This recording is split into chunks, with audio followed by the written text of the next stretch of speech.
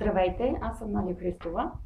За тези, които не знаят, аз съм професионалист в сферата на неутрализирането на негативни енергийни въздействия, по-точно на негативни или отрицателни енергоинформационни въздействия, по-познати и по-популярни сред обществото и сред нас с названието си магии. Работя в тази сфера като професионалист повече от 15 години.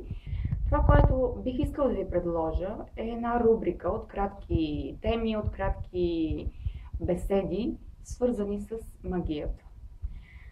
Това съм го правила и до сега, било в писмена или в видеоформа, но сега вече ще имате малко повече възможности да участвате със своите въпроси и питания. Така че следващите ни теми, следващите ни срещи ще бъдат посветени предимно на ваши питания и ваши въпроси. Не искам да започнем веднага с темата има или няма магия. Разбира се, и нея ще разкажем. Но това, което сега привлече вниманието ми и ме впечатли напоследък, беше твърдението, че най-добрата защита срещу магии, това е липсата на вяра на магии. И така, предпазва ли ни отричането на магиите от самите тях? Това ли е защитата, която можем да си представим? Категорично не. В никакъв случай. Това нито ни предпазва, нито по някакъв начин ни прави неуязвими или недосегаеми от магиите. В моята практика са идвали много хора, страдащи от различни видове магии. Различни като происход, различни като направа и така нататък. За тях ще говорим друг път. Но между тези хора, които са потърпевши от магиите, са също така и деца. Деца, които не вярват в нищо. Деца, които дори не вярват в смъртта. Съвсем новородени бебенца. Те също са били потърпевши от магии. Можем ли тогава да кажем, че те, след като не вярват, са били защитени? В никакъв случай. От магии също страдат и животни, не само хора.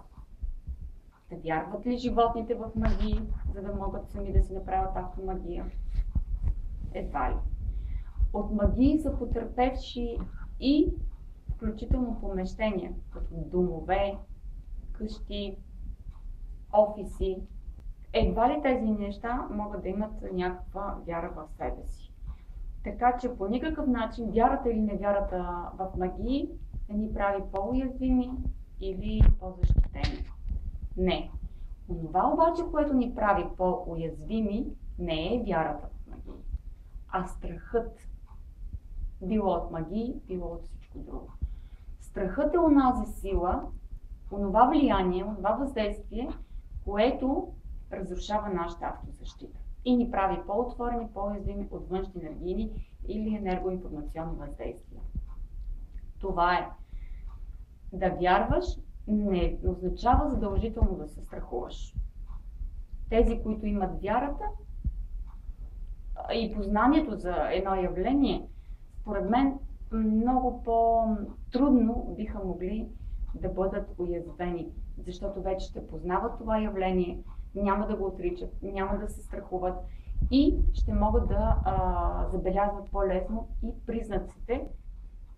Да вярвате на магии или да вярвате в съществуването на магии не означава да бъдете лековерни. Съвсем не.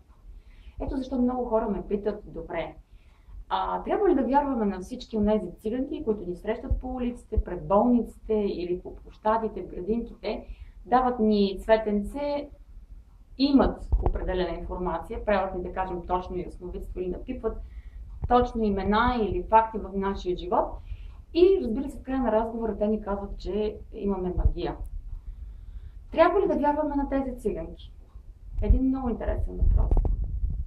Вие как мислите?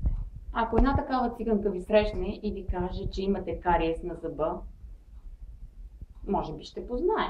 Най-вероятно ще познае. Вие обаче бихте ли си отворили устата тази циганка да ви излекува този кариес? Дълбоко се съмнявам.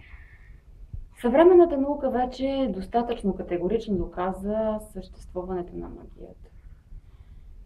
И в частност теорията за торсионните полета обяснява именно тези явления, обяснява съществуването и проявлението на магията и принципите, според физиката, то тези явления се проявяват и работят.